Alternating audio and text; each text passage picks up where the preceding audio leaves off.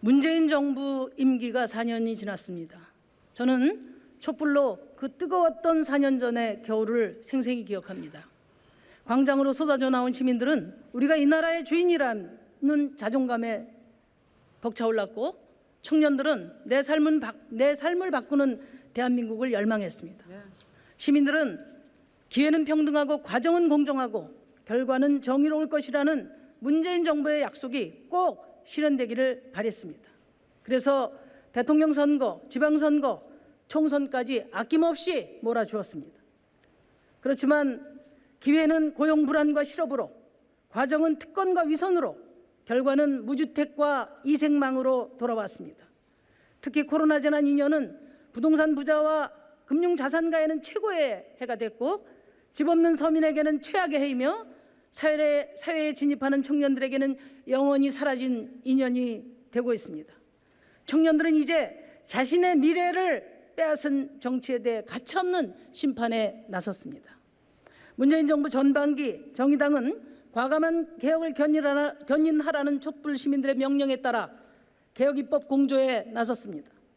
그러나 천신만고 끝에 1군 선거제도 개혁은 끝내 배신당했고, 검찰개혁은 변질되었으며 경제민주화 3법은 용두삼이 되었습니다.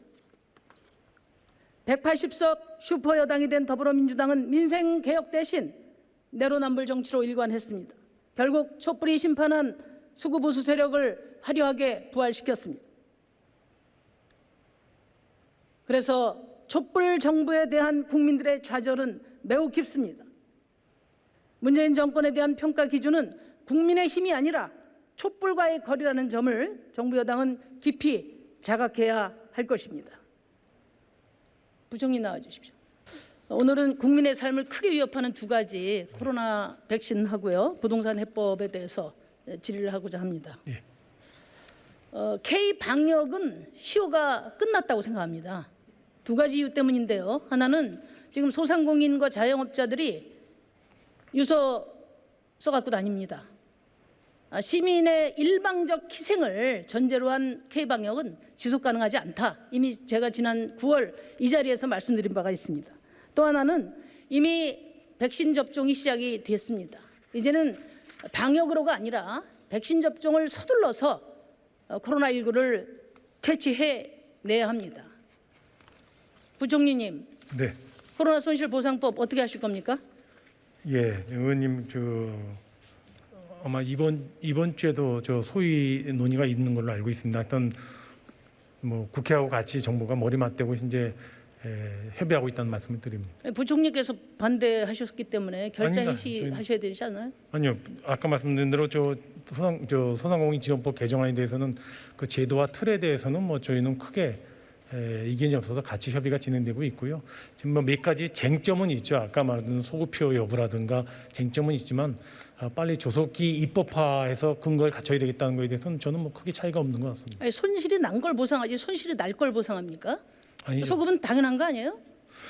의원님, 그거는 아까 말씀드렸지만은 정부가 작년도부터 충분히는 아니지만 지원해온 분이 있어서 그거를 완전히 없던 걸로 하고 소급해서 지원할 수 있는 거는 저는 좀 한계가 있다고 봅니다. 채무 이행인데 왜 정부가 임의적으로 찔끔찔끔합니까? 법으로 제도화해야 되지 않습니까? 네, 법으로 그러니까 지금 보상이라든가 지원에 대한 근거를 갖추는데요. 그 구체적인 기준이라든가 효력 그런 내용에 대해 있어서 좀 쟁점이 있는 것 같습니다. 봄철 대유행 막으려면 4월 안에 코로나 손실보상법 제정해야 됩니다. 예, 저도 이왕 법을 개정하기로 했기 때문에 저는 신속히 하는 게 좋겠다고 생각합니다. 네, 기대하겠습니다. 그 백신 11월 집단 면역 가능합니까? 예, 의원님, 정부가 지금 7,900만 명분에 대해서 계약을 하고 그 계약대로 들어온다면 지금까지 몇 명 접종했어요? 지금 어제까지 151만 명 접종을 했고요. 네. 4월까지 지금 도입된 걸 가지고 공급을 하면 300만 명 접종이 가능할 것 같습니다. 그리고 6월 말까지 상반기에 저희가 약 1,800만 도주가 공급이 됩니다. 확정돼 있는 것이. 그러니까 사람으로만 1,200만 명 확보돼 있다는 겁니까? 지금 도입이 돼 있다는 겁니까? 지금 아까 말씀드린 대로 이미 도입되어 있는 거는 351만 도주고요. 351만. 그래서 지금 접종을 한 분이 151만 명이고 계속 접종을 해가고 있고요.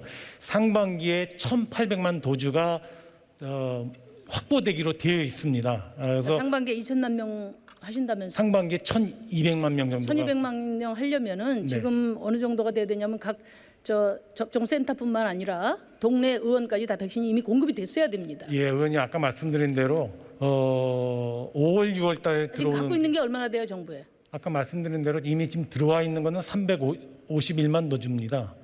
지금 갖고 있는 거는. 근데 5월, 6월 달에 약 한 1,450만 도주가 더 들어오기로 되기 때문에 합해 보면은 1,808만 그거는 도주고요. 이제 정부 계획이고요. 지금 갖고 있는 게 지금 300만 정도밖에 안 돼요. 351만. 그러니까 아스트라제네카 같은 경우에는 1,800만 회분 지금 약 계약을 했잖아요. 네. 지금 우리 지금 안동에서 SK 바이오사이언스에서 백신 만들어내고 위탁하고 있지 않습니까? 네, 그렇습니다. 연간 5억 회분 하는 걸로 알고 있는데요. 그런데 그 아스트라제네카는 왜 계약된 분 확보를 못 하는 겁니까? 아스트라제네카 도입 분야도 이미 들어와 있는 거는 이제 200만 도주가 들어왔고요. 200만 도주가. 아니, 그러니까 제가 말씀드리는 거는 이미 계약이 됐고 예. 그러니까 우리나라에서 생산을 하고 있고 안동 공장에 쌓여 있는데 그 물량조차도 확보하지 못하면 그건 정부의 무능이라고 볼 수밖에 아니죠, 없는 거 의원님. 아닌가요? 그렇지 않죠, 의원님. 아스트라제네카를 생산했다고 우리 소유가 아니지 않습니까? 그러니까 그건 아스트라제네카하고 계약한 물량이 있는데요. 제가 갖고 있는 바는 지금 한 2,700만 도주 정도를 그런 식의 자세로는 11월 접종은 불가능할 것 같습니다. 국민들에게 솔직히 말씀하세요. 예, 지금 네? 제가 다시 EU도 말씀드리잖아요. 그렇고 인도도 그렇고 아니 제가 말씀드리는데 자국 아스트라제네카 하나만 수출 금지를 말씀을 하고 드리면 있잖아요. 아스트라제네카 하나만 말씀을 그리고 드리면 계약된 이미 것을 왜 확보 도입되어 있는 거는 200만 도주가 도입돼 있고요. 6월 달까지 867만 도주가 더 들어오도록 돼 있습니다. 약 1,060만 도주가 들어오도록 돼 있고요. 하반기에 나머지 도입하도록 돼 있어서 6월 달에 도입돼 있는 것이 계획대로 들어오도록 지금 정부가 노력하면서 접종을 해 나가고 있다는 말씀을 드립니다. 그러니까 자꾸만 답답한 소리를 하시는데요. 지금 1,200만 분이 하려면 지금 동네 의원까지 다 백신이 공급됐어야 된다니까요. 의원님. 그리고 지금 2월 26일 이후 지금 53일 동안 접종하는데 하루에 3만 명도 못 됐어요. 어제 5천 명도 안 됐어요.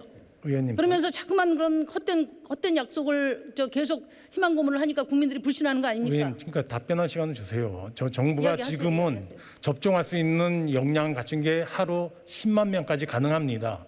접종센터가 지금 180개가 있고요. 아마 4월 말까지 267개가 접종센터가 구축될 예정이라 백신이 5월, 6월 달에 아까 말씀드렸던 내용 분량이 들어오면 지금 저희 정부도 6월 말까지 지금 확정돼 있는 것이 1,447만 도주인데요. 갖고 있는 것과 합하면 1,200만 명일 때 접종이 가능합니다.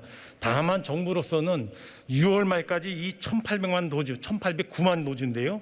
이 1,809만 도주가 들어오는데 혹시 차질이 있다면 지금 의원님 말씀한 대로 1,200만 접종에 차질이 있을 수 있겠습니다만은 정부로서는 요 지금 1,800만 도주만큼은 이미 확정이 돼 있다고 생각이 됩니다. 이미 계약상. 부총리께서 들어오진 지금 않았지만. 몇 차례 이걸 반복하시는데 그럼에도 불구하고 국민들이 신뢰하지 않거든요. 그래서 제가 드리는 말씀은 뭐냐?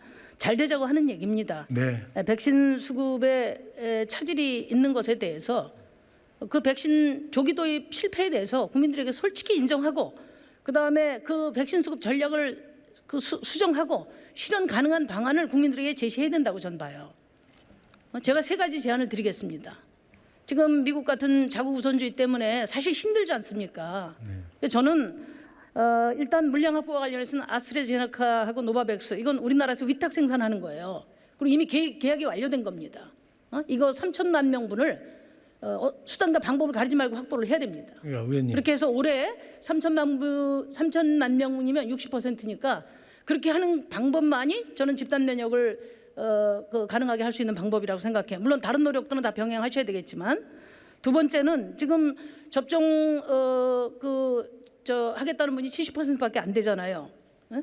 신속한 접종을 위해서 적극적인 인센티브 전략을 도입을 해야 된다. 제가 몇 가지 제안을 했습니다.